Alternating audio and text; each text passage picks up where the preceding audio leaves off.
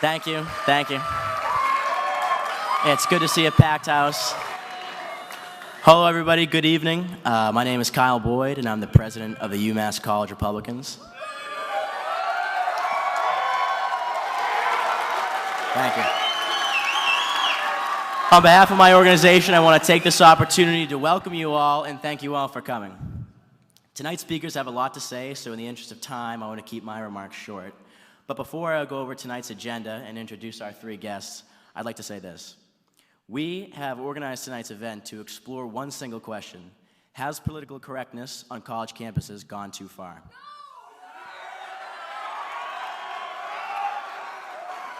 As a group, the UMass College Republicans have always stood in support of the free exchange of ideas and viewpoints. As you watch tonight's panel, you may not agree with everything that is said, but we urge you to stand in support of free speech as well, by carefully considering the arguments made tonight and by refraining from causing interruptions.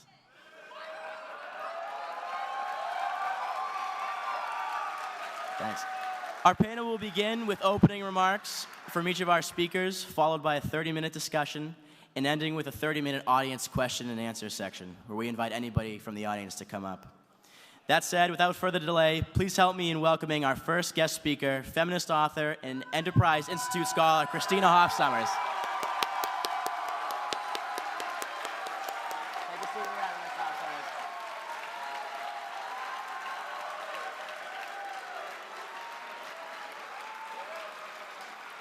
Next, conservative comedian and host of the popular podcast, Louder with Crowder, Steven Crowder.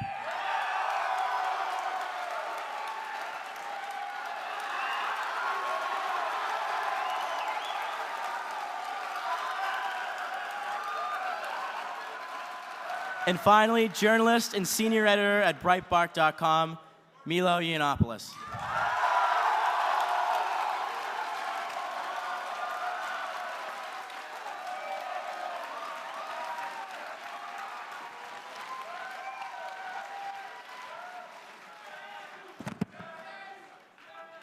Okay, thank you all three for coming. At this point, we're gonna invite the speakers to the top of the stage to have some opening remarks. So if we'd like to start with, sure, go for it.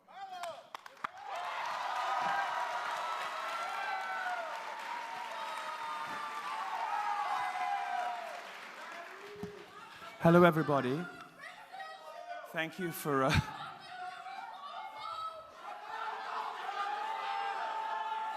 That's very strange. Please, thank you for your enthusiasm. Thank you for your enthusiasm. If we could get on with the show, thank you. Given how firmly I believe in affirmative action in my bedroom, that's a very strange allegation, madam.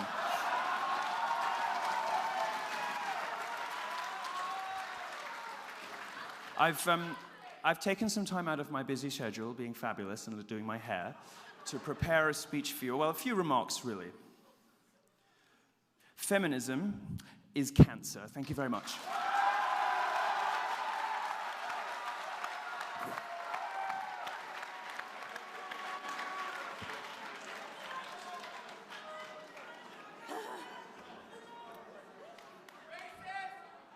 What Milo...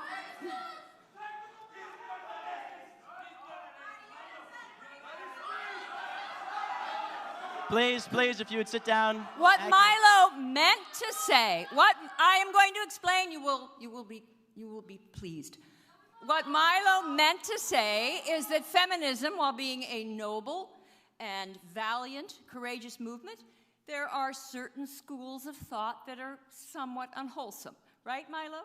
No, I meant it was cancer.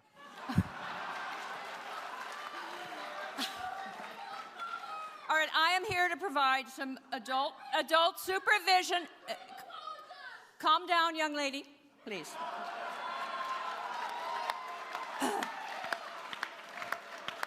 The correct word for contemporary third wave campus feminism is not cancer, but madness. Utter madness. No, listen, this is very important. Future historians are going to look back at what? Please. Mr. Mr. Craig. Please, please. Future generations will look back.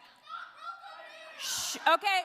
I'm sorry. 3 One strikes, more you're out, disruption. darling. One more disruption, and we'd have to ask you to leave the venue. Thank you.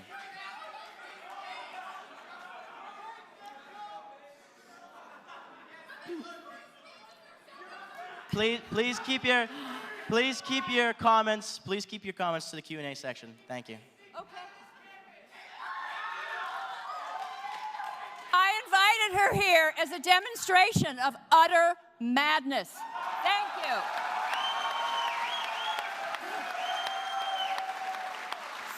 It's going to be impossible for future historians to understand what happened on the American campus this decade. I mean, we have campuses across the country. You have armies, armies of... Let's use our quiet voices, please. Calm down.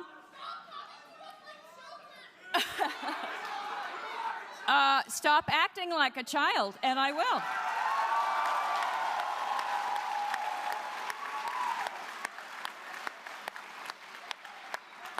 Routinely, as an example of what I'm talking about, speakers are not only disinvited, but when they're invited, people come in to disrupt. They don't want others to hear. We have... Look, I'm the wrong person to be... Wait, save it when Milo comes back, okay. On campuses across the country, speech, ideas, sexuality, humor, it's being, there's censorship. Freedom of expression is being replaced by the right to feel comfortable. There's an absurd and manipulative vocabulary that has materialized, trigger warnings, safe spaces, microaggressions. Now, I first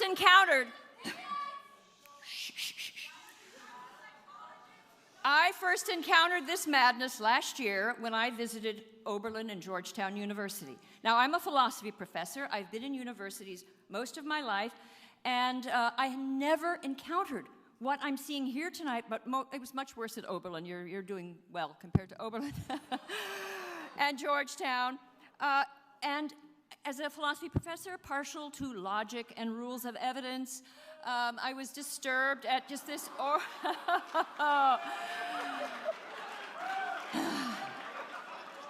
At both schools, and students organized a safe space where they could flee if someone was panicked by my words. And during my talk, 30 women and a therapy dog fled to a safe space. I triggered a dog. I feel bad about that. Now, You're triggering another dog!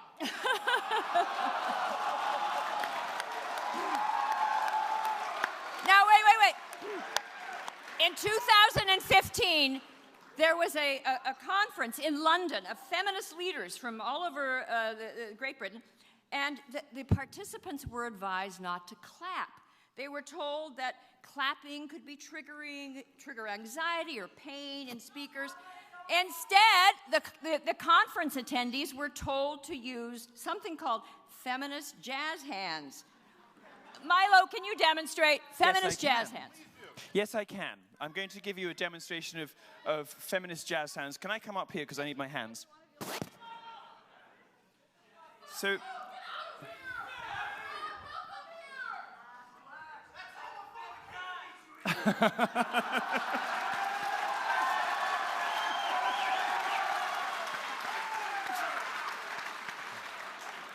Madam, we're going to get through this show whether you like it or not.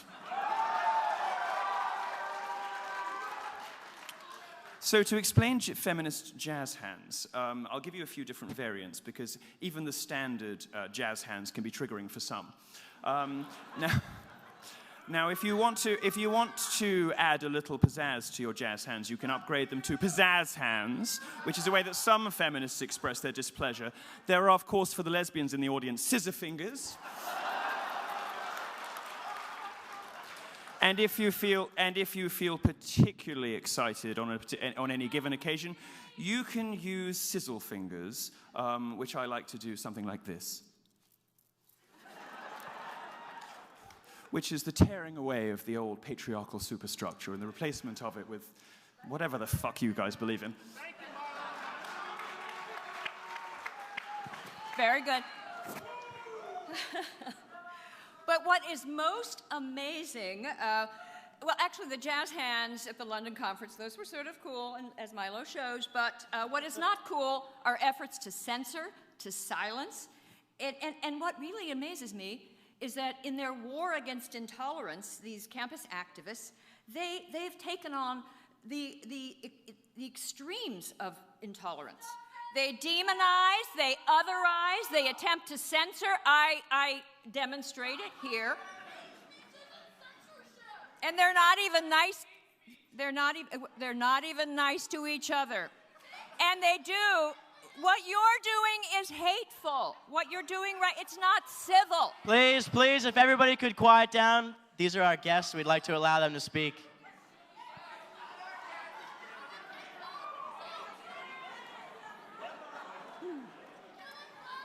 Now, where did it all come from?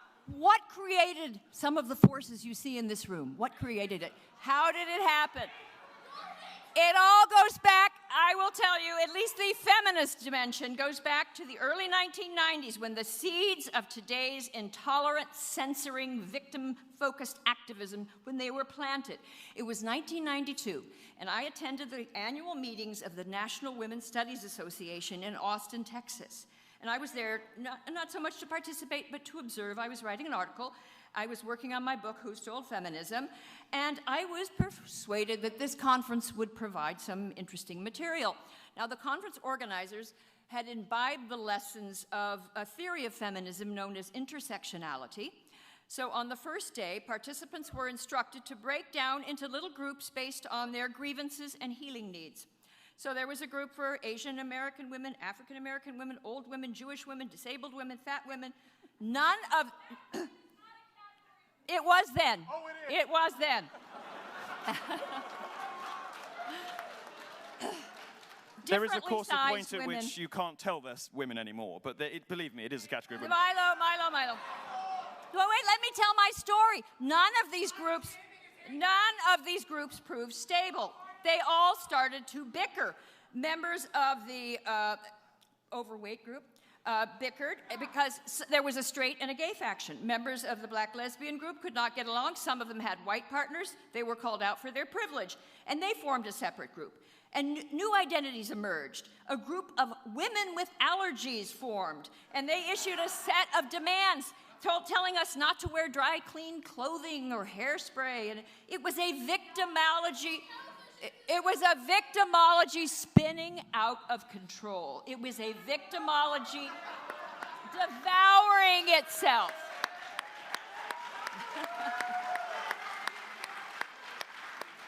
Now, I ended up bonding with a group of radical lesbian separatists. I don't have that identity, but they all smoked, and by the end of the conference, I needed a cigarette. That was 1992. These eccentric women and other like-minded colleagues would spend the next 25 years using their classroom to help students see the world the way they did. At the same time, they were writing articles, books, attending conferences, task force, working groups, just a tsunami of activism.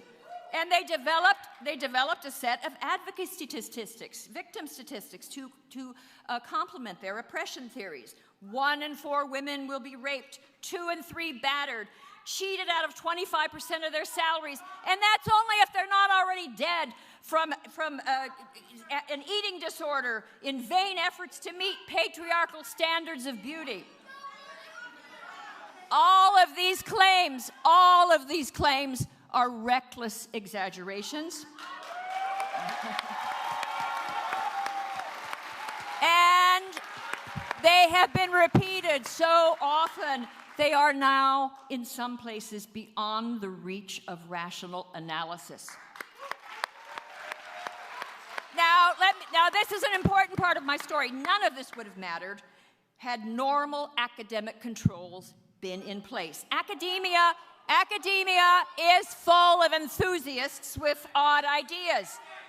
But if they go in for conspiracy theories and baseless statistics, they're going to get pushback from colleagues. We have a system of quality control. It's called criticism and peer review. That system has broken down when it comes to gender studies. Those women in Austin, their beliefs, their methods, their overall weirdness, they were easily as off-centered as, say, Scientology.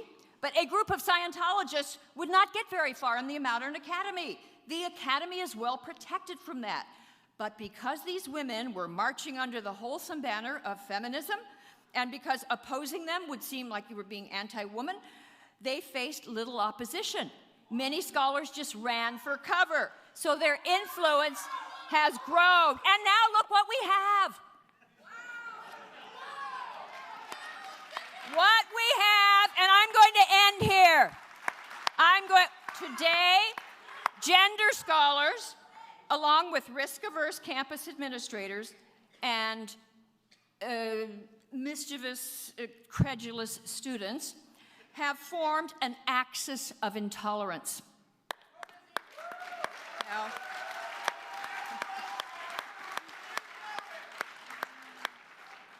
so,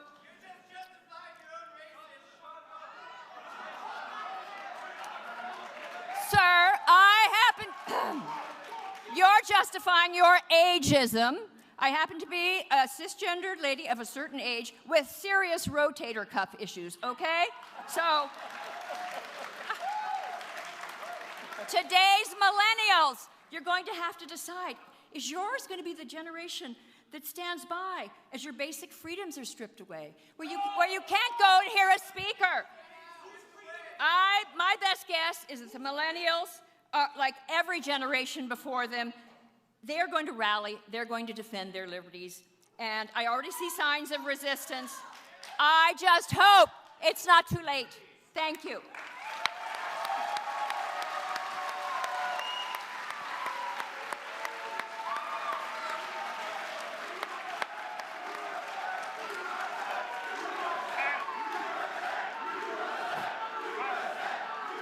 Please, please.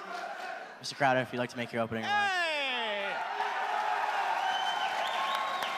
Thank you. Let's hear it for UMass Republicans putting this on. Come on, let them know you love him.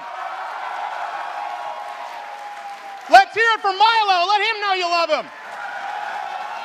Let's hear it for Miss Summers. Let her know you love her. Time to listen up, you silly liberal fruitcakes. I came out here, I wanted to tell some jokes. Let's do some reality checks here. Do you have any idea, sir, how pathetic it must be to be you? These people wanted to come out and have a good time, hear a few jokes, some thoughtful discussion, but your head pops off the pillow in the morning with, oh, how can I be a professional victim today? Let me go in and screw with their act just because, oh my God, your parents didn't tell you that your opinion wasn't worth that much. Look, they're confused. They're confused. You know why? Because I'm not your gender studies professor who has to cater to your trigger warning, microaggression, safe space bullshit. I didn't want to do this. I wanted to come out and tell a few jokes. You created this monster. We have to go. 10 more minutes of this. Let this reverberate. Let it be a life lesson. This monster right here that you're so afraid of, the face you see in your nightmares, was created by social justice warrior assholes like you. And now you have this wonderful faggot. That's what happens. We okay? We good? Yeah, we can. Yeah. Darling, you can call me what you like. Oh, okay, there we go. Crying out loud, listen. Nobody here wants to hear your opinion that much. And here's what's so crazy. You couldn't wait 5 minutes. Unlike leftists, we have an open panel and a Q&A session because we want an open idea. Oh, I'm a racist. There you go. That's a new one. Where'd you learn that one in Social Human Studies 101? Right next to the giant, I don't know, wild boar I couldn't see who said there's no such thing as fat chicks. Guess what? If you think there aren't, you are one, okay? Did he just make a fat joke? Yeah, I did. And no, it's okay, because I got some here, so screw you. I have a faggot pass and a fat pass today. We wanted to come out here and tell a few jokes. We wanted to have a thoughtful discussion. We want an open conversation of ideas. You guys can't be grown adults enough to literally wait 10 minutes to the point where we open the floor. And unlike leftists, guess what? We don't try and ban you when your speakers come to school. We don't show up and protest and call them, oh, shut up, you just got owned and now you're trying to come back 5 minutes later. It's like George... The jerk store called, they're running out of you, George Costanza, you androgynous little amoeba. And by the way, these opinions you're yelling out, they're not even your opinions. They're your opinions from your gender studies professor, and the really reason you picked it was because you thought it was your best chance at getting laid. You just decided to walk on in to try and pick up chicks at the San Francisco retread pot-smoking drum circle, only to realize that your very glance in the direction of a woman causes a barren womb.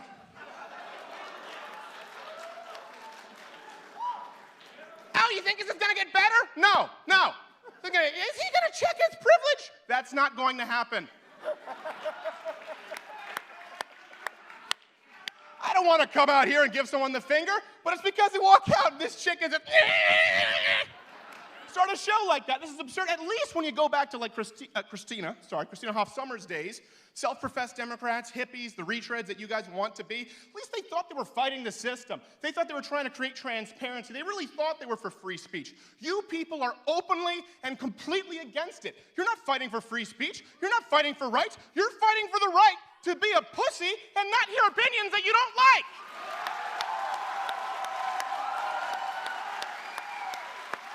I'm done. Oh. If you only take one piece of advice from this, okay? Please, sincerely, don't be an asshole your whole life. All right. At this point, we'd like to move into the discussion portion. So as we stated earlier, tonight's topic is political correctness, or as many are calling it today, the regressive left. It's a very large topic, but let's just begin here. In each of your own words, how would you define political correctness? Well, political... That's it. I got the microphone, I have more patience, I have more determination, you will lose. He also has more pool boys. I do, many pool boys. Oh yeah, so does Bernie Sanders, dumbass. Please, let's refrain from making interruptions and allow our guest to speak. Oh, by the way, sorry, I did forget to mention one thing. For every unscheduled interruption, going back to the beginning of this show, I'm going to give $50 to the Donald Trump campaign. And, sorry, I just forgot to mention it. And $50 to the Yiannopoulos Privilege Grant. So thank you to the interrupters. The interrupters are helping to send white boys to college, so thanks so much.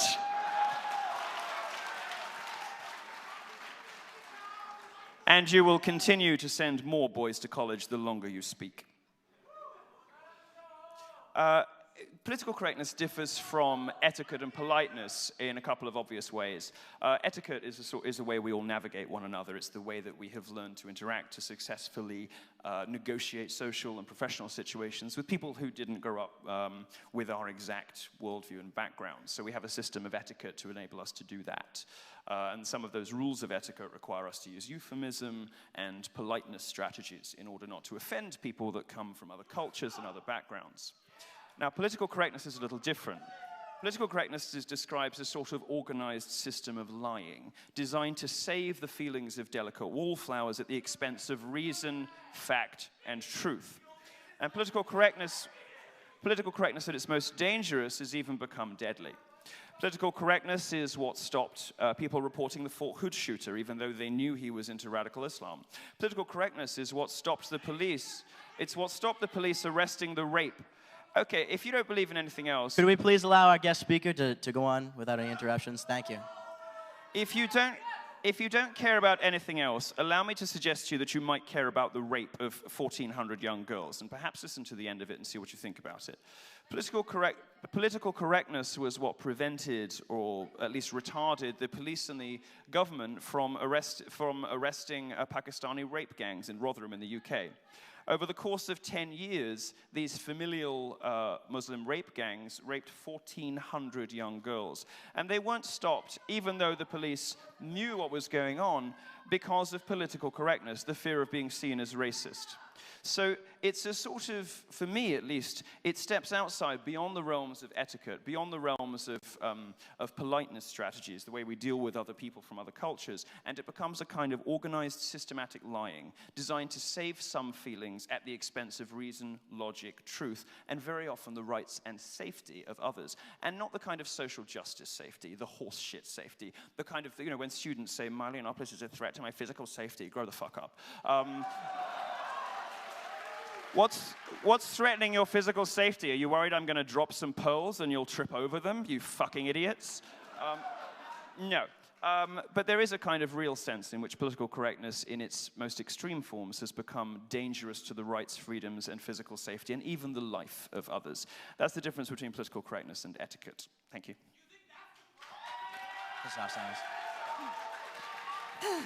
I actually think that there are parts of political correctness which are legitimate. And there have been things that people laughed at, and then later I thought they were right. There are certain expressions and things that are hurtful, and you learn about it, and you're a considerate person. However, only part of political correctness is about etiquette and politeness. Another part of it is simply an effort to impose a political agenda without having to argue. Please refrain from making interruptions. Thank you. There'll be time for question and answer with the panelists after the discussion. Please would you refrain from making any further interruptions? Thanks a lot. Did you? What? Yeah, oh, I want to go? Yeah, okay. You want to know what political correctness is? If you actually research the history of political correctness, it was designed as a political tool to silence voices of dissent, as you see here tonight, with people simply yelling out racist, homophobic, transphobic. Good example of political correctness trying to silence dissent. Listen, whether you like him or not, Dr. Ben Carson is a black man who's one of the most prolific neurosurgeons of all time. Oh, shut up. Shut up. I feel bad because I thought I was insulting. Please simmer down in the middle. Might be a chick. Excuse me. Could you please simmer down? Thank you. If they're going to attack Dr. Ben Carson, for example, as an idiot, racist bigot, a black neurosurgeon who was raised to a single mom in Detroit, okay? He wasn't Barack Obama. He was playing for the full-on black A team. He played pro. They're going to do it to everybody. So you know what, at this point, just keep the cameras running. These people don't want to hear any differing opinions. That's what political correctness is. You want to know what political correctness is? Look around and listen. These people don't have arguments. They just yell out racist, and they call the gay guy here who has a fetish for black dudes a racist homophobe.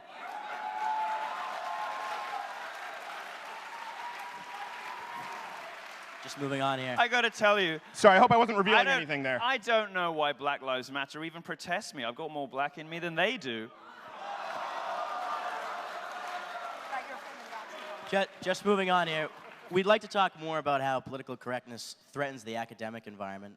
Last month, members of our university, in an attempt to, and I'm paraphrasing here, affirm the university's commitment to academic freedom, proposed a motion to the faculty senate that would oppose hate speech on campus. Everyone agrees that bigoted speech is a negative thing. But how do motions like this at our universities fail to actually address the problem of hate speech, and how can they in fact lead to other issues? No, I don't agree that bigoted speech is always a bad thing. I think it's important to hear from them. I think it's important to hear from them. You see, what the left wants to do is it wants to enable its extremists on its own side, the sexists and misandrists of the feminism, the black supremacists of Black Lives Matter. They want to enable the extremists on their own side and silence the extremists on the other. Well, I don't like the extremists on either side.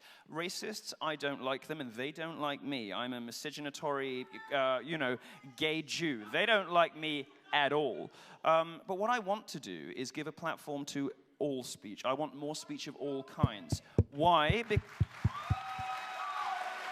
I'll explain to you in one very simple example why that's the case.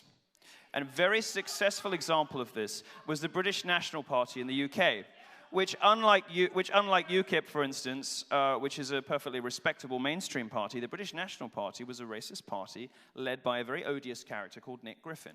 Now, for a long time, the British National Party was doing very well, out of anxiety about, understandable, I think, anxiety about immigration and the changing nature of local communities. Lots of people started voting BNP in Britain. Now, these people weren't racist and bigots. They were voting out of anxiety and frustration. So here's what happened. here's what happened when the media embargo, if you like, was lifted on the leader of the BNP. Nick Griffin appeared on the BBC's Question Time for 1 hour. This was at a time in which the BNP was controlling some local councils. They had successfully stood for election and won overall control of some local councils in Britain. Quite an extraordinary and not a particularly proud moment in British history. But the day Nick Griffin appeared on Question Time, and the BBC was criticized mercilessly for giving this guy a platform. This is hate speech, this is bigotry, he's a racist, how dare you put this man on TV? The BNP... Oh, that was a clever one.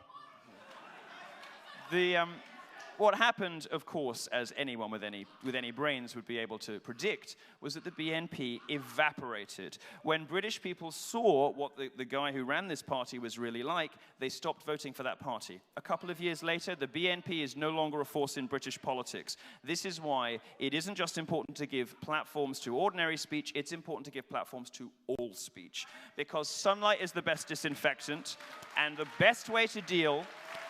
Absolutely. The best way to deal with people that you don't agree with, whether they are conservatives or progressives, is the full glare of the spotlight, because you should have the confidence in your own opinions, and you should have the fortitude and courage to believe that you can beat them in a fair, open marketplace of ideas.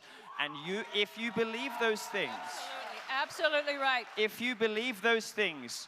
you have nothing to fear from any speaker. Yes.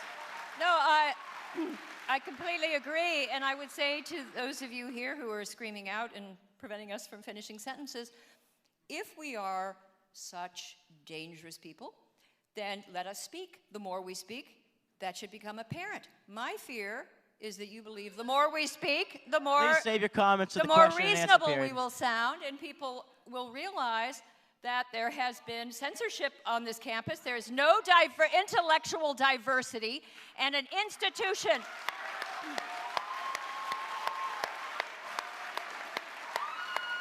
If an institution of higher learning, like this, a great university like this, if it changes its mission from intellectual inquiry to safety and making people feel comfortable, it will lose its reason for being. Since the time of Socrates,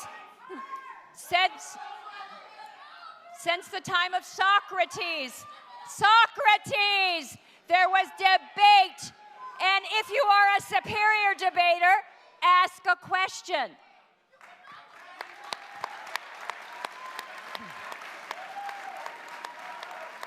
All right, a couple of things. Right, okay, a couple of things here. All right, we get it, you're angry, Daddy never hugged you enough, come on.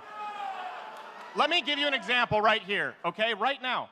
This girl right here just yelled out that we were all racist. What, you just said you're not a girl? Do I try to use Z, the gender neutral? What's up? Yeah, what's up? You just yelled out that all of us were racist. And then you asked a question, and the question was? There you go. It sounded better when you were yelling it with a chorus of backdrops. Let me explain. Okay, can I answer your question? Do you want an answer? Would you like an answer? Here's what's... No, you don't know the answer, sweetheart. Let me answer it for you. Listen, you have, right here on this panel, you have a gay British Trump supporter, okay? You have a lifelong registered Democrat, open feminist, who's not a third-wave feminist, and you have a French-Canadian Christian conservative. So you may ask, why is there only white people? Because the only diversity you don't care about is that of intellectual diversity. Right. Yes. Please be seated. One second. Please be seated. Thank you for your enthusiasm. Please take a seat. Please take a seat until the discussion is over. Thank you. Thank you very much. I appreciate the applause. You can continue doing that to drown them out if you need to. The final thing I want to say, come on, please zip it, okay, for a second. Listen, you spoke, I gave you the right to have a question, and now let me finish answering. No, you don't. You don't have the right without me giving it to you. You don't have the right. Excuse me. Let me finish the point. Okay, let me finish the point. These people who are yelling out, the reason they are so angry The reason they are so incapable of hearing this is because, unlike you, the people who are conservative, intellectual thinkers, you've heard all of their opinions before, from every single mainstream news outlet, from every single film that's been made in the last 20 years, from every single professor. This is the first time they're hearing these points of view. That should be a stark contrast and tell you who's thinking for themselves. I want to come back on something. Let me suggest another reason. Let me suggest another reason why people of color, to use the left's preferred expression, are sometimes a little reluctant to express libertarian or conservative points of view. And I'll tell you something that happened to me at American University a few days ago. Guy lined up for the Q&A, very politely, black guy. He said, I was physically threatened by Black Lives Matter on my way in here. Just for coming to hear you speak. And if you don't believe me, it's on camera. He was... Wait, hold on. Did she just change your mind? What? Did she just change your mind? I think I felt a shift because she yelled shit out. Yes, she interrupted me with a bogus buzzword, I'm convinced. And what he said to me was, what do I say? What do I say to black people who have bought into this nonsense when I just want to go about my business listening to a talk? And I said to him, well, they are guilty of the worst kind of racism. They're guilty of the kind of racism they're guilty of the kind of racism that suggests all black people must think alike. They are guilty of the kind of racism that insists... Excuse me, Senator. Thank you for your enthusiasm. If you'd please be seated. Thank you. They're guilty of the kind of racism that suggests that all black people must think the same. They're just in the same way that people who have problems with me being a gay conservative are guilty of a sort of homophobia, a real homophobia, which actually does delegitimize and belittle a particular group and sort of put them in a box. And he said, well, what do I say to these people? And I said, well, look, here's what you say to them. You go out, you calmly and politely, you say, if you believe that the civil rights struggle matters at all, if you believe that the fight to allow black people to have their voices heard, to have an equal footing with whites in this country, if you believe in the restitution and reparations after slavery, if you believe that it is an important goal to hear black voices, hear mine. Because not every black person agrees with Black Lives Matter. Not every gay person believes in the gay lobby. Not every woman is a feminist. And this kind of identitarian politics that we heard from the front that crucifies people who step outside of their racial or sexual groups because they have the wrong ideology is the worst sort of bigotry. And those people...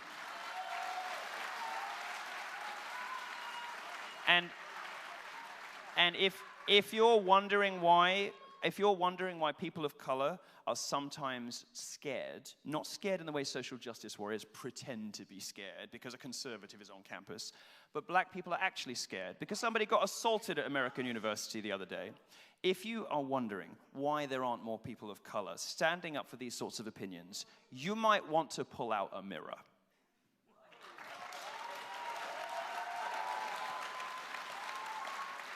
Okay, moving on to a different topic. Many students would agree that PC culture can be a barrier to discussing many of these issues that we see in the media today for fear of persecution. But let's be brave tonight and do so. I'd like to start with some of the common feminist myths that we hear so often on television and in the media. Let's talk about the gender pay gap. Christina, you know that you're an expert there. The gender pay gap. By the way... Hey, you know what? You could learn something from a real lady for once.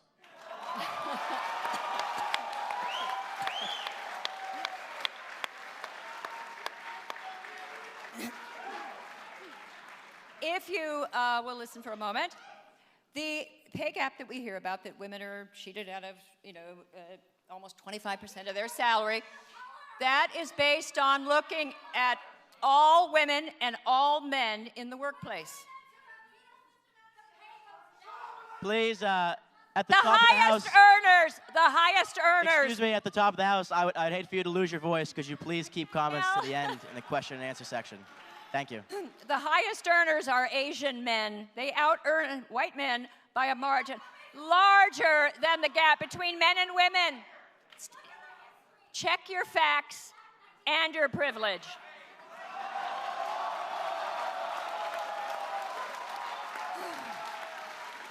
But I do, for those who want to entertain thought and not simply slogans, which is not, in my mind,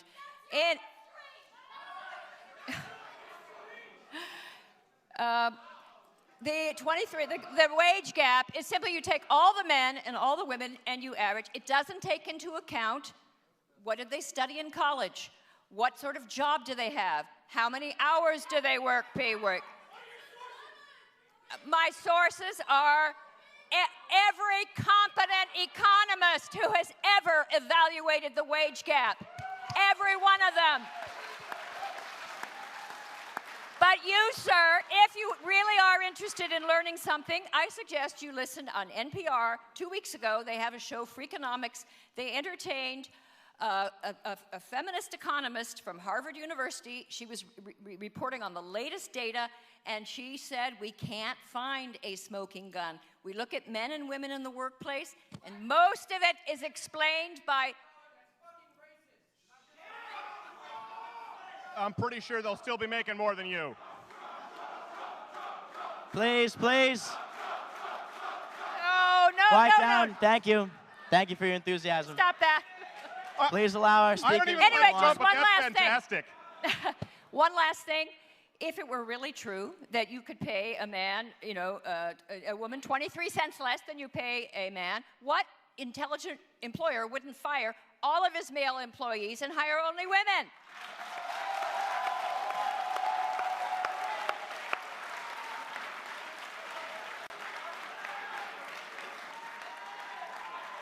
A salient point, Ms. Summers, one that is no doubt hate speech. Listen, it's not true. Anybody who believes it's true hasn't done their research. And if all women who came into my office, I employ 5 people, acted like you, I'd probably pay them less too. I mean, this does present an opportunity the more unscrupulous. So many women believe this lie is true. It does make it cheaper to employ them. No, I mean, I'm kidding, obviously. And they should not major in, you should major in economics or petroleum engineering, not feminist dance therapy. I won't say... Although after tonight, therapy might not be a bad investment for these folks. Yeah, there's a few people who could do with some Ambien here. I won't say too much about the wage gap because Christine is the expert on this, but just to make an observation, I'm a third of the way through into a 66 college tour, and I am in a position to make a couple of generalizations and observations. I am stunned by the indecorousness, rudeness, and plain lack of courtesy and respect shown to respected speakers by the left, and I see nothing even remotely comparable on the libertarian side or on the conservative side. The level of rudeness shown to your fellow audience members and to respected professors is so shocking to me. And it is not, look, I go on Twitter and I go on Twitter and I do polls that say, would you rather your child had A, feminism, or B, cancer? Now, in the case of that poll, 22,000 people voted, and they voted in favor of cancer, 55-45. I had people writing to me saying, my mum just died of cancer, and I still voted cancer. I had people come to me saying, I'm a 2-time cancer survivor, and I still voted cancer. So I can understand why you might want to come and be rude to me, because I can take it, and I'm a provocateur, and I'm not going to do what you do, which is cry the victim afterwards. What I don't understand, and I have never understood, is the level of outright rudeness displayed to a classy lady who is coming here with facts and evidence to challenge your sloppy thinking. I've never understood it, and it speaks so poorly of you. And I just got a word of warning before I pass back. This is the year, just one word of warning for you guys. This is the year the public starts to see these videos. My college tour is penetrating way outside the media that is normally interested in this stuff. Your parents are going to start pulling you from college if you keep this shit up. They will not donate to these schools. Look at what has happened at Missouri. And I'll tell you something. You privileged, spoiled brats who come from nice middle-class families. Daddy pays your phone bill. Daddy bought you a car. Daddy pays your college fees. Not my daddy, your daddy. Not him. He wouldn't pay your fucking fees. I wonder what's going to happen when your parents see some of this stuff. Because let me tell you, the feedback so far from my tour has been abject horror. And I'll give you one data point, and that is Missouri, which bought into the worst kind of race-baiting, hoaxing, and lying from the student body. What has happened at Missouri? I'll tell you, two things have happened at Missouri. They have lost tens of millions of dollars in alumni donations, and enrollment is down so much. Enrollment is down so much, they've had to close 2 dorms. Do you know what those dorms are called? Strength and excellence. These are the things you lose when you buy into social justice.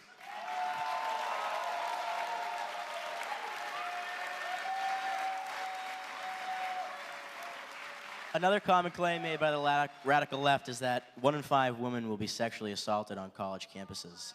How legitimate is What was this that? claim? I couldn't hear. Sorry. 1 in 5 women will be sexually assaulted on college campuses. What are the thought of women being sexually assaulted on college campuses? Was that the question? 1 in 5 women will be sexually assaulted. I still can't hear them. I honestly can't hear. 1 in 5 women will be sexually assaulted on 1 in college 5? campuses. Correct. Wait, people believe that? 1 in 5? Listen, that's a number that we throw out there. Are we talking 1 in 5 like Lena Dunham, who had regretful sex? All right? Are we talking 1 in 5 like Columbia Mattress Girl or Virginia? Are we talking a Rolling Stone article? Almost every time that's... Listen, here's the reality. No man, no self-respecting man, except for single digits of a percentage point in population Earth, condone or like rape, okay?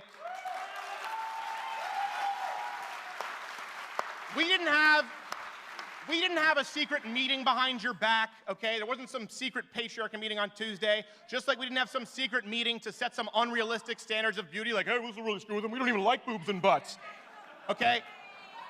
So this idea to tar and feather, well, you know what, we want to talk about that. We want to talk about sexual assault, people saying there's rape culture on campus.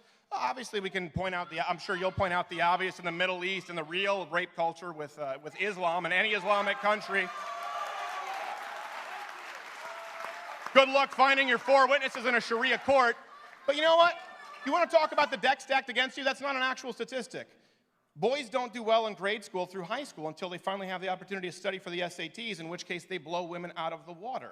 Why? Because we have developed an educational system in this country that caters to women. Boys don't learn by sitting and watching a chalkboard and hearing things verbally. They learn hands-on. We've rigged the deck against young boys, and they're more confused and angry than ever. And people coming out and implying that all of these boys are somehow racist or sexist or perpetuating rape culture, you are going to screw up men for generations to come. And this androgynous, spineless amoeba here who wants to get with the social justice warrior drum circle, listen, I'm not talking about some false sense of machismo. Why don't we start off by talking about families, by talking about getting married and staying with your wife, by talking about how to raise your kids properly. Let's teach young boys to be men, but oh no, we can't do that. That'd be a moral judgment. You want to fix whatever the actual rape statistic is, and it's not 1 in 5, you need to start getting judgmental and teach young boys how to become men, but you don't want to do that because it's judgmental. Ms. Hofstadter, would you like to comment?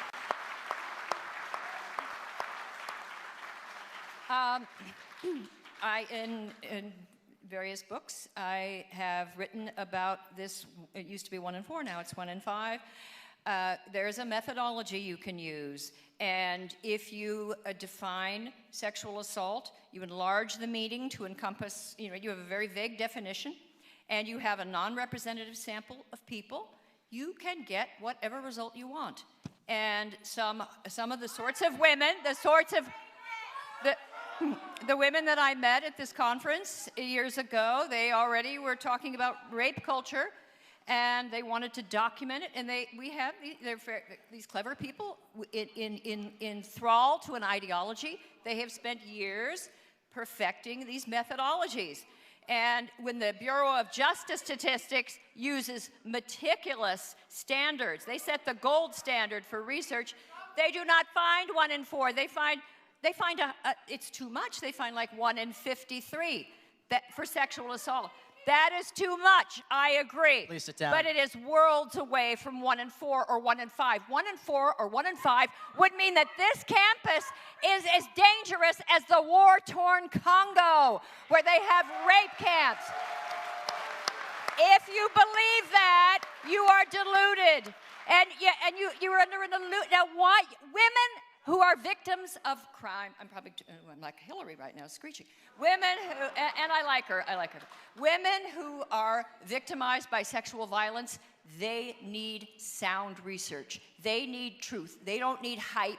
They don't need wild, hysterical exaggeration. Truth is on the side of compassion. One irony here. Okay, listen. Social justice leftists here, okay? Let's just point out an irony. The only people right now who are trying to intimidate and silence and threaten a woman here are you.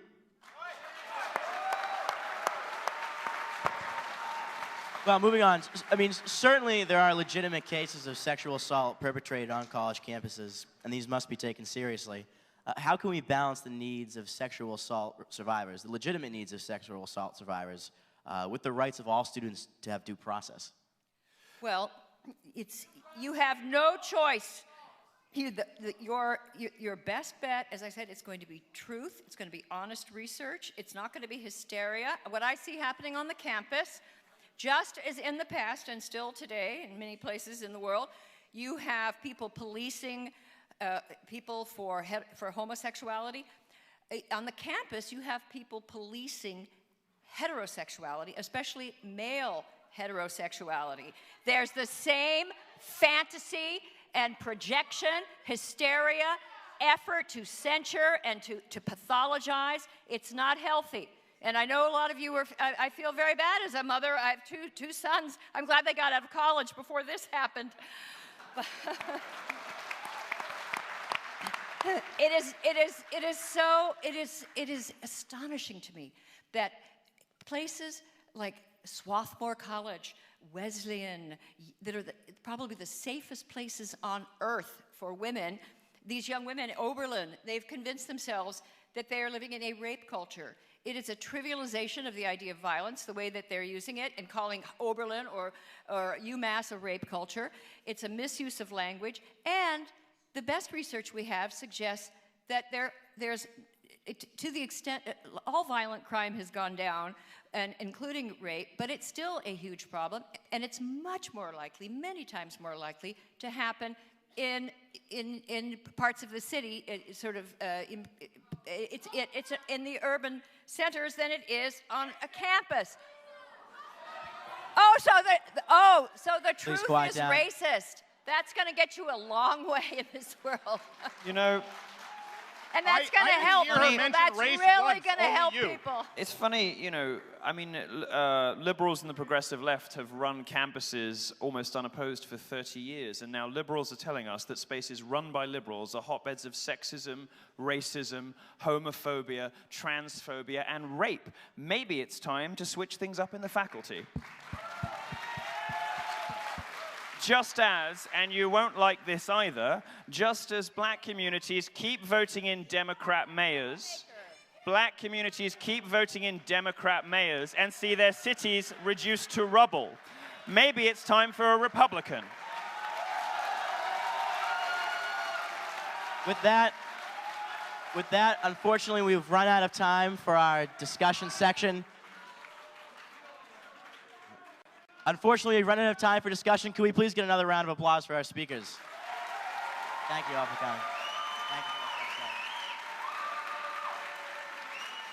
you. And we'll now open it up to Fuck you! That was a proper salute. I got taught how to do that. I was taught how to do that by a guy in the Air Force because I was doing this and it's wrong. It's temples, isn't it? It's like this. Yeah. Well, you know this I think he's thing. thinking That more was a village proper people American Navy. salute. Fuck you, Steven Crowder. Watch it. We'll now move into an audience Q&A, so if we could please form a line over here at the side of the stage. We have 30 minutes for audience question and answer, and please know that there's no room in the schedule for a dialogue with the speakers. Please ask your questions and then kindly move on to the next individual. Hi. I'm sorry. Hold on. Thank you.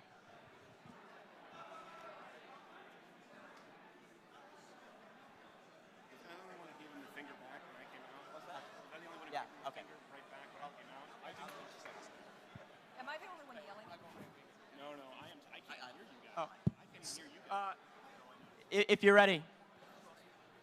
Panelists, if you're ready, we'll take the first question.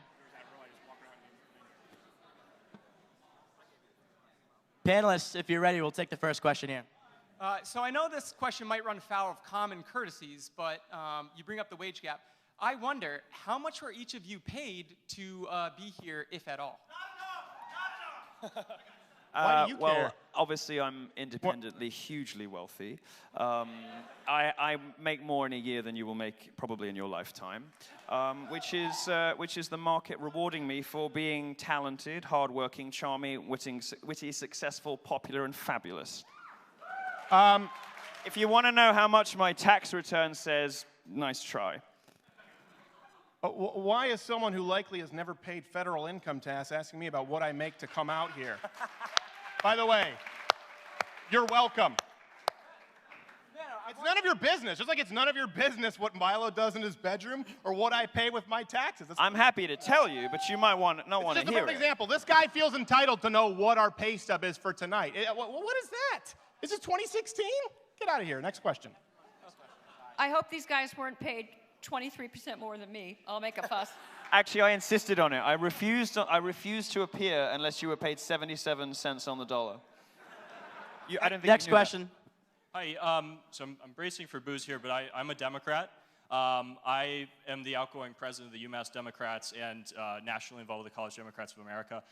So I was just interested in what, I believe what Stephen mentioned, that Dr. Hoff-Summers, you're a lifelong Democrat. So my question is, as someone who strongly opposes a lot of the audience objections here tonight and finds agreement with you on many points, do you feel as though the Democratic Party and what we're talking about here, a lot of it is compatible?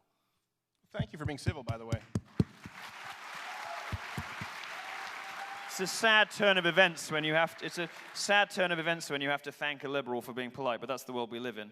I'll give you a very real liberals are polite. Well, you're all right. I think I'll give you a very quick answer, which is the left. In my experience, the left historically is very bad at ejecting its own worst actors. The Democrat Party has always made space for race hustlers and feminist liars. In fact, it rewards them; it doesn't punish them. The Republicans make room for some. The Republicans very rare. I mean, the Republicans make no room for racists, but Republicans make no room for anybody like that. They get ejected from public life, and there is a reason why in media all the plagiarism scandals happen on the left, because the left looks the other way, forgives and forgets, and tolerates its own worst actors. The stuff we've been talking about this evening is alive and well in the Democrat Party. Its equivalent on the far right does not exist in the Republican Party. Yep. But I just wanted to add, you interrupted a woman. He asked me a question. Oh, I'm sorry. I was silent. Was I mansplaining? You mansplained. You? It's probably queer-splaining, isn't it? Gay-splained. Actually, wait. Do I beat In a good you? way. Do I beat you? Because you're a Jewish woman. Of I'm a certain age. gay Jew. The shoulder. I think you're confusing geography. You only beat her if she puts on the hijab. Oh, you write that up in your newspaper. Islam is a race. It's an ideology. Muhammad beat the shit out of his 6-year-old wife, dummy. Well, okay. Let's try to remain on topic. Okay, I just want to answer the question. Is that I am a lifelong. The Democratic Party is like my family religion, and it would destroy my parents if I were to register Republican. I cannot do that even at my age. Second thing, and I was a protester and a hippie leftist in the '60s, but that meant I was for free speech. We loved. Comedians were welcome. I mean, we had George Carlin, we had Lenny Bruce. They would not come near you people, the ones that are screeching. Well, the comedians today won't go near you. Chris Rock won't go near you. Jerry Seinfeld won't go near you. Comedians who share your politics won't go near you. That should tell you something. But the comedians, everyone that was for free speech, that seemed to me compassionate, that they were Democrats. And I still hope that's the case, but I worry that I don't think it's, I'm worried that the Democratic Party is going to have to absorb these radicals that are coming out of the colleges, that have been indoctrinated with an illiberal philosophy, with no respect for due process, with no respect for the First Amendment, with no respect for all the traditions that are responsible for the greatness of this country, that make it the place where people all over the world dream of coming.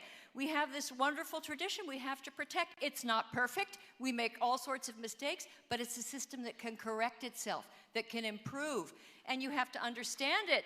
And I'm very worried about that spirit being kept alive.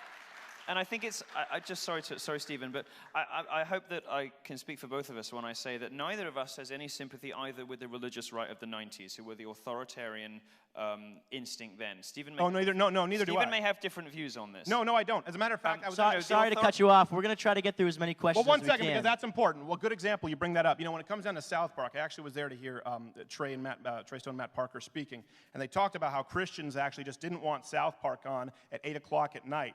It wasn't the same as when they did the episode of Muhammad where it had to get pulled. Listen, you leftists often told Christians, if you don't like it, change the channel. I agree. Yet leftists got up this morning, came in here, and decided to be so self-important that they screwed everybody else in the audience who wanted to hear people speak. That's 5 steps further. And I would caution anyone here against trying any sort of lazy pigeonholing, because it just ain't going to fly with us. The left for 30 years has been so lazy, they haven't really had to make arguments. They've just said, oh, don't listen to him, he's a misogynist. Don't listen to her, she's got internalized misogyny. It isn't going to work anymore. These slogans don't work now. Nobody believes you. It doesn't stop the events from happening. You're not persuading anyone in the audience. It doesn't work anymore. I'm a Brit. I don't even vote here. Christina is a Democrat. We have no more love for the authoritarian religious right in the 90s who, for instance, were saying that video games could make you violent and prompted school shootings. Bollocks. Than we do for the progressives today who say video games can make you sexist. Also bollocks. What we believe in is the free, open exchange of ideas. And if you believe in an open marketplace of ideas, creative freedom, intellectual diversity, today your enemy is the progressive left. There is no alternative. Moving on to our next question. Stephen, this one's for you. Uh-oh. In the recent weeks, Emory University, I think it was, hold chalk. Do you think chalk writings would be backed by the First or Second Amendment? Shock writings? Yes, well, it's deemed to be dangerous now, so I don't know if that's Second Amendment weapon. first. Wait, shock writings? The chalk. On the Weaponized Oh, chalk. chalk. I thought you said shock. I was thinking like shock writings. You know, it's weaponized funny. chalk. I actually tweeted out a picture. There was one that said, words hurt, safe space is necessary. And I'm not kidding. It was written by the one registered sex offender on the block with a Bernie sign. It's true. Go on Twitter. It's absolutely true.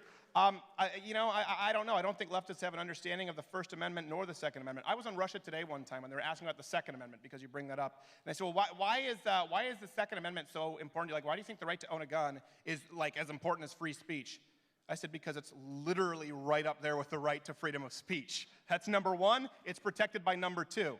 As far as the chalk writing, I don't know. It's silly. And if you're a grown adult who gets offended by someone putting something in chalk, you probably have no business being in the workforce or college. Okay, moving on to our next question, if you'd like to step up here. Hey, so actually, I was going to ask about chalk as well, because we just recently had an incident on this campus about a week and a half ago, where someone actually wrote "Stop Islam" on one of the buildings, like really, really big. They did like a detailed art piece for it. And so, you, Milo, you said the best way to deal with people you don't agree with is to give them the full spotlight. And you, Christina, is you said no intellectual diversity at an institution of higher education. And I'm sorry, you spoke so fast I couldn't quote you. But so my question for you is that, in light of Trump coming out and talking against Islam, rates of violence against Islam rising about 418% in this time period, higher than they were after 9/11, which is amazing. They're higher than after 9/11. We saw a lot of repercussions on this campus about a week ago, where some of my friends got beat up, where people got threatened over the Stop Islam. And so I'm wondering where you guys think that opinions turn into hate speech and where that line should be drawn. Well, your Muslim friends got beaten up because of chalk? Amazingly, one of my friends who's not even Muslim was defined as Muslim because he dressed a certain way, and he's changed the way he dresses now. Well, listen, nobody would ever condone beating somebody up because they dress a certain way. By the way, sometimes when I say stuff, it's a joke, okay? We used to be able to make those. Listen, if people want to talk about stopping rape culture, In the time you just took to ask that question, there were probably a dozen women who were raped in the name of Islam in the Middle East right then. And there were tons of people killed. So listen, no one is condoning violence against Islam. Obviously it's a silly litmus test as far as Donald Trump saying ban all Muslims, and it makes it hard for people like me who've argued against the ideology of Islam. I think if you want to learn about the ideology of Islam, open the Quran, read 5 pages in any direction, and you will be... Yeah, we've had Muslims on my show many times. Guess what? I didn't like what they had to say. Okay? No, it's not my problem. It's my opinion. I don't like it. I didn't speak on your behalf. I talked about the Quran. Guess what? I wasn't there for the French Revolution. I can talk about it. Everybody has a right. And let me people add, are beating up Muslims, that's bad. The ideology of Islam has been bad for the last several decades, and it's not hate speech to say so. It's not racist. It's an ideology in a prescribed form of religion and law, and I don't like it. Like any other set of ideas, Islam is a set of ideas, and like any other set of ideas, we are perfectly entitled to interrogate it and find it wanting. I personally find it wanting. I would also like to say, as a gay person, I am fucking terrified by mass Muslim immigration because the homophobia in the Islamic community, in the Ummah, is not restricted to terrorists. It is not restricted to ISIS.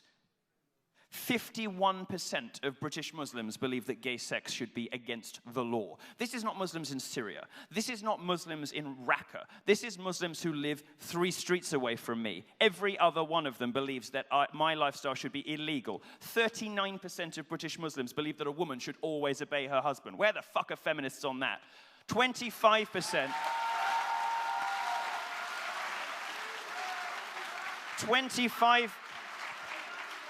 25% of British Muslims believe that Sharia law should be instituted, which under certain circumstances treats a woman's... Milo, he's trying to narrow in on a question. Well, I'm going to finish. Treats a woman's testimony as worth half of a man's. The Queers for Palestine, possibly the stupidest people to walk the face of the earth, overlook the statistic that 97% of Palestinians believe that homosexuality is an unacceptable lifestyle choice. I'm not scared by terrorists, I'm scared by Islam. Moving on to our next question here. When does free speech become hate speech is the basic question, right? Yeah, that's a silly question. Hate speech is a figment of your imagination. If someone says something you don't like, you don't get to label it hate speech. That's it. No, call to action is not allowed. If I say, hey, I'm going to punch you in the face, and I do it, that's not speech, that's an action. If someone says, gosh, I really don't like your face, and it would be nice if it were punched, but I would never do it, is very different. People should be able to say what they want. If you don't like it, walk out, change the channel. We don't believe in hate speech. We answered your question. Leave. Who was beat up because of what I said? Your friend was beat up because of something that I said? That's what we call being unable to substantiate an argument, Mr. Tank Top. Get out. We have to move on to other questions. We'll take our me, next right. question here. Shame on your delts. Put a shirt on. Shame on your stylist, darling. We'll take our next question right here. All right, so...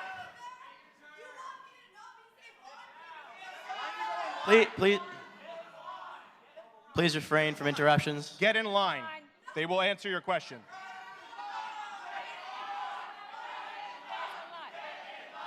All right, so I wanted to start off. All right, so I wanted to start off saying thank you for coming here and dealing with garbage like this and just like keep on stopping. All right, anyway. All right, so my question is, there's clearly a little bit of part of the gender gap is because of the choices of the majors that people go into. And I was wondering if you could choose one major to really tell people to steer away from so they can stop being this really ridiculous stat. Which one would you suggest to get rid of at a university? Gender studies should be abolished in all publicly funded universities. Students who go to study gender studies, particularly at federal funded universities, come out dumber than when they went in. They come out believing lies. They come out with their critical faculties impaired, not improved. They come out more fragile than they arrived. They come out less able to have stable relationships with people, less able to cope in the world of work, less able to be functional, well-rounded human beings. Gender studies departments are damaging young people. They should be shut down. Well, okay, yeah. I would just suggest that some of you will think that we're overstating our position, and I suggest you watch a weekly video blog that I have called The Factual Feminist. And each week I try to, using the best sources I can, to tell the truth on gender issues, to correct myths, to correct hyperbole, and to suggest that this particular philosophy is not only, not only in terms of the wage gap, not only does it misunderstand the wage gap, the typical teachings of gender study, and not only are you likely never to close the gap if you study something like that, but it's also, as Milo said, I see this very bitter, divisive, paranoid philosophy. It's ideology pretending to be scholarship. It's propaganda pretending to be fact. And history, and I urge some of the radicals in the room, because you're not always going to be radical. Some of you will change. Some of the best anti-Marxists were once Marxists, so I'm waiting for you to, emerge. We'll take you in, don't worry. We'll take you in. We're friendly. We're nice. We won't yell at you. But the thing is, a lot of you want to be, I see the passion and I see the earnestness, and you're young, you want to change the world, you want to do it now, and you're on the right side of justice, and you think that, but here's the thing, if you're on the right side of justice, history suggests you need a good grasp of reality.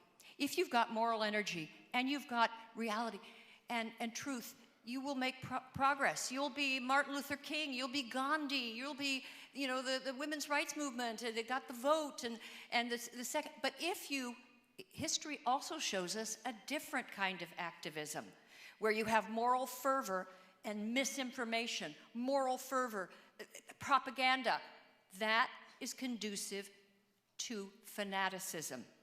That is conducive to zealotry. And what I'm seeing on the campus and in this room tonight is the zealotry, the fanaticism, this eagerness to shut people down, this eagerness to silence, to censor. You've got to rethink it. If you want to close the gender pay gap, women should start lining up for trade school to go roofing in Florida in the summer. They can't hire you fast enough. Problem solved. I'd like to build on what Christina said. Most of the people causing trouble in this room are 20 years old? You don't know anything. You don't know anything. So I would encourage, and I don't mean that to be offensive, although, if you take it as that, I don't give a shit. But why not try, you mentioned Socrates earlier, why not try one of the great virtues of the Greek philosophers, intellectual humility? Why not consider the possibility that somebody else might have something to add to your view of the world? Why not consider the possibility, the radical notion, that you could be wrong? Moving on. Okay, I was just wondering what you guys thought about the use of harsh rhetoric, like racist, homophobe, stuff like that, and how that can lead to almost justifying violence against certain people of certain beliefs. Well, that absolutely happened this week at American University. The same kind of dumb horse shit. And on camera, I'm the less conciliatory member of the panel. It is dumb horse shit, and you should be ashamed of yourselves. But that, for the first time, I think, at one of my talks, somebody who just was walking through the crowd here to see my talk was assaulted by of course, spoilt brat rich kid, social justice warrior, some preening little fag. It made me ashamed to suck dick, frankly. Who walked up behind him like the fucking coward he is, shoved him. This guy is jacked as fuck, so he turns around and goes, "Bro, really?" And the little fag goes, "Ooh, never mind." And it was a comedic spectacle, but it was also a crime. And it was an example of zealotry that you're talking about spilling over into physical violence. And I will tell you something, you hear rubbish in the media about, violence and all this stuff at Trump rallies, the KKK, the Nazi outfits, every single fucking one of them is a hoax perpetrated by the left. You see stuff about violence, I'll tell you, the violence is coming not from the right, but from the left. And it is informed and justified in the minds of activists by this zealotry. Yep. And it has just started to tip over in my tour. And I have to tell these kids they are going to destroy their lives if they believe that the kind of yelling and screaming that sometimes tips over into physical altercations, which does not come from Trump supporters, does not come from libertarians, does not come from conservatives, comes exclusively and only on campuses from the left. If you think this stuff is justified, you are going to destroy the rest of your life on the basis of an ideology that is not rooted in fact. I urge you to reconsider. And I'd like to add one quick thing. Quick thing. From here on out, though, let's keep it to one response. Okay, sorry. For each question. It's a great example that Milo is drawing here, and he talked about people saying racist or homophobic things. Let me ask people in the audience, if you had the ability to travel back in time and stop someone like Hitler, right? Everyone here would do it, left or right. I'm giving, of course, everyone the benefit of the doubt. Why? Because he was racist. He wanted to execute gays. Well, Che Guevara as well, but you put him on a T-shirt. The point is, he was a person who everyone agrees is a vile, horrific human being. Listen, nobody here has espoused anything along those lines tonight. Not even close. But I tell you what, you want to talk about violence? If you call someone racist, sexist, homophobic, transphobic, call them a hate monger, and you make them out to be subhuman, it's okay to treat conservatives inhumanely. And that's your problem right there. You want to talk about who's treating who violently? When you paint someone as bad as Hitler fascist, well, guess what? You have what happened at Milo's tour. So maybe take a look in the mirror. Next question. Hi. I have a two-part question. UMass. Oh, okay, one part. UMass GOP, you might be able to speak to this. How long did it take to soak those chairs in the blood of Muslims and rape survivors? And how does it feel to be sitting on that bloody history? We don't Next question, thank you. Yeah. If you want to talk.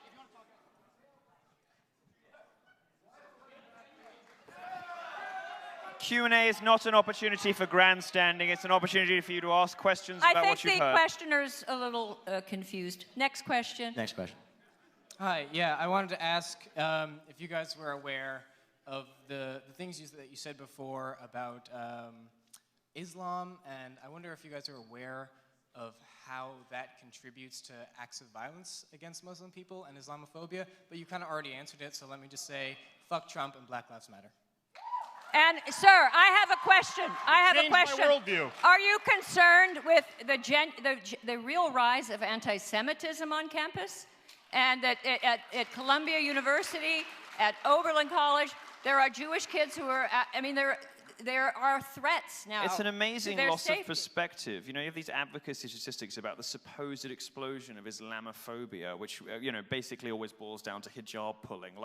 Like people forgot 9/11. I mean, are you people too young to remember that buildings were brought down in New York, Belgium a couple of weeks ago, Paris a few months before that, and you're worried about a bit of hijab pulling? Get a fucking grip. Why do you feel compelled to defend an ideology that would throw you off a roof for looking like Rachel Maddow? Oh, and by the way, it's not just terrorists. It is 10, 11, 12 mainstream Muslim countries that would execute me for being gay. This is not terrorism. This is Islam, and I am entitled to dislike it. Okay, we're going to move on to our next question. My question is for Steven. On campus, we have this group called Divest the Rest, and its goal is to get UMass out of the oil and natural gas industry. And so I've attended many of the protests just to humor myself. And so during those protests, they call for the union of themselves with Black Lives Matter, with feminists, with $15 wage gap. So what is your perspective on the fact that these groups that have absolutely nothing to do with each other, why do they band together? Well, it's strength in numbers, ironically, with a bunch of people who have no fundamental understanding of economics, wanting to decide how an entire industry is run. Also, double secret irony, these people show up with the horn-rimmed glasses that come to you courtesy of petroleum while they bitch about smart cars.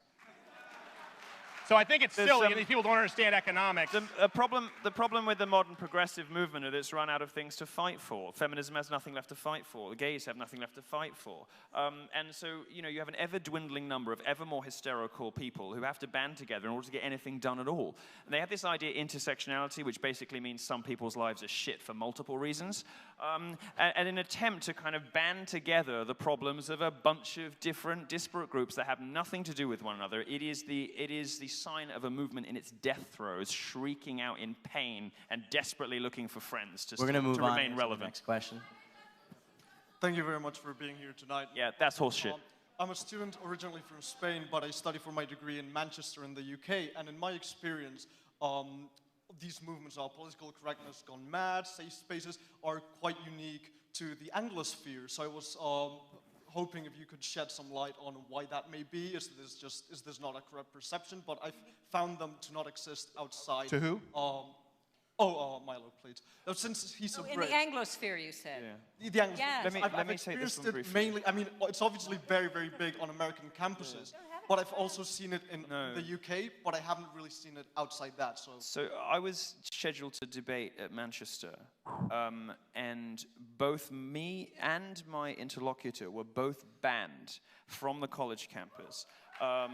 Well, fine, but my feminist opponent in the debate, the title of the debate was, "Does Feminism Have a Problem with Free Speech?" There is debating Julie Bindel, a lesbian feminist. I mean, she's your typical butch dyke with the cardigan Smoker. and the mothball. No, she's always got joint holes in a cardigan. If we can move on, we're going to try to get as many questions in. All right. Stinking of cat piss. I'm going to keep going. No, I mean, the problem in Europe is that there are multiple pressures on free speech. Many people in Europe do not appreciate the value and significance of something like a First Amendment because they haven't grown up with it. It is way worse in Britain. The difference, I think, between Britain and America is in England, they'll ban you and you'll never get onto campus, and the faculty will collude with the students to do that. Here, the faculty will grudgingly allow you to do it because they can't really say no because of the First Amendment, but then you get the idiot brigade. So this is, I guess, directed more at Mr. Yiannopoulos and Mr. Crowder, and this is pertaining to the BDS movement and the radical left. And would you agree that across the European continent, and to a degree in America, the radical left, such as, for example, the Green Party in Sweden, or for Labour in the UK with Jeremy Corbyn, have entered some sort of an alliance with radical Islamists due to mutual animosity towards Israel, the Jewish people's right to self-determination, and more broadly the idea of the nation state? Yes, and the West in general. Western capitalist free democracy. They don't like it. Feminists don't like it, and neither do Islamists. And they want a world that looks quite similar. They want women to cover up. They want all sorts of things that look very similar. Radical feminism of today and Islamism don't look that different. They all hate the West. Well, think about it. Just here we had feminists and we had people who were angry about Muslim clapping if they heard that you were banned on campus. It's no different than book burning. These people are claiming that we're racist fascists, and they're clapping when someone isn't even allowed to speak, and they think somehow it's altruistic. So, of course, these people have no priorities as it relates to free speech. And it's just a hierarchy. Okay, black people here, gay people here, but not Milo. Let's move him over here. And then Islam, and then, I don't know, transsexual bathrooms. There's no principle to it. So every day it's about who's the worst look at the unholy alliance between people who are complained about offense taking on behalf of Muslims. Don't say the wrong thing about Islam. I mean, we'll blow you up, we'll kill you, we'll throw you off a roof, we'll hang you from a crane in Iran. But, don't say don't say that Muhammad married a 9-year-old. Fuck off. And in addition, they make common cause with the most noxious and terrible feminists. You see the results of this, and just observe how they behave to the minority groups they claim to represent, to the people they claim to be giving a voice to, when those people step off ideological reservation. Look at the disgusting language used about Margaret Thatcher, Sarah Palin, Michelle Bachmann. You might not like those politicians, but look at the kind of sexually charged, lurid language used by the left against women who don't sign up to the sisterhood. Well, Dr. Summers, they do it with her all the time. And look at what's happened this evening, the lack of respect and courtesy, the bizarre allegations of racism, who even knows where that came from. Look at how I'm treated. Look at how Ben Carson, who was destroyed by the liberal press, look at Clarence Thomas or Thomas Sowell, the way the left speaks about people who demand the right to believe what they believe and not sign up to the left's idea of what you should believe according to your body parts or your skin color is truly disgusting. Unfortunately, we only have time for one more question, so we'll take the last question here. Hey, let me just start off by saying I'm Muslim. I love America. I love democracy. I don't agree with what you guys are saying, but I support your right to say it as much as I support Thank you, sir. protest. Thank you. Mr. Crowder, you have had a number of, shall I call them, inflammatory videos titled, "There's no such thing as moderate Islam." How can you make such a definitive claim when the version of Islam that I practice, that my peers practice on a daily basis, is very moderate and differs from your perspective on the religion of Islam? Thank you very much. I think that's a fair question, and I think it's one that deserves answering. People here talk about how racist, homophobic we are, how we mistreat women. Can you point me to any Islamic country that would meet the standards that they've set for people like us tonight? Any Islamic country that women are treated equal? No, we're not confusing politics. We're talking about anywhere where Islam congregates to achieve political power on planet Earth. Is there any bastion of freedom and equal rights in the Islamic world? The only place that people point to are places like UAE, Indonesia, where people are violently mistreated if they convert to Christianity, where women are mistreated. Listen, I think that there are a lot of great Muslims here in the United States who think as you do. But the fact is, that has never actually been rooted in a place of power in the moderate Islamic world. And when I talk about these videos... Yeah, well, unfortunately, Islam, unlike Christianity or Buddhism, is an actual political system. It is a prescribed system of law. It is not merely religious ideology. It is a prescription on a legal system of government, and that's why you see remarkably anti-freedom, anti-free speech, anti-woman, anti-gay legislation in every Islamic country on the world. I don't care what you have to say about it. I'm looking to their laws. Stop speaking, fascist, you're a great public spokeswoman for Muslims. It's also worth considering in the light of what Stephen's saying, there isn't a single world-class university anywhere in the Muslim world. Not one. Why? Because there are structural problems with Islam that prevent this from happening. And you know, you have apply the same standard. You have two kinds of Muslims in the U.S. You know, some of you aren't going to like this, but I'm going to tell you anyway because it's true. You have two kinds of Muslims in the U.S. You have nice, assimilated, middle-class Muslims who, let's be honest, aren't the most devout believers. They don't necessarily do namaz. So some of them don't pray 5 times a day. They drink, they smoke, they have sex outside, whatever. You know, let's just say they're cultural Muslims. Like I might be a cultural Catholic, perhaps you might say, right? These are not people who pray 5 times a day. You have these people, and you have them here because you don't border any Muslim countries. You need to take an intercontinental flight to get here, which limits the sort of people who can arrive. So you get nice, middle to upper class Muslims from nice families who are westernized and assimilated, and they're your friends. And you think, gosh, these people are saying such terrible things about Muslims, but I know so many nice Muslims, that can't be true. Well, it's because of where you are in the world, right? So you have those nice middle and upper class Muslims, and you have terrorists. That's all you have here. I don't have a problem with you. What you don't have here is what Germany has. 1.4 million Syrian refugees, or should I say migrants, who come in, commit the most appalling crimes and abuses against women, homosexuals, trans people. You've got nothing to say about that, by the way. What you don't have is a massive influx of working-class Muslim populations, and it will come, and it is coming, and when it does, you will think very differently about this. One final thing, because I do appreciate taking the question. It'd be 2 phrases. Listen, my problem is not, of course, there are plenty of great Muslims out there. Not every Muslim is a terrorist. It's important for people to note that. Muhammad was. And I have a problem with that. If you look and read about Muhammad's life, he called for the deaths of Christians and Jews. I have a problem with that. And you know what? That's okay. Just like atheists have a problem with Christianity. At this point, we'll conclude our question and answer section. One final round of applause for our speakers. Thank you. That's all we have for you tonight. If you would like to stick around,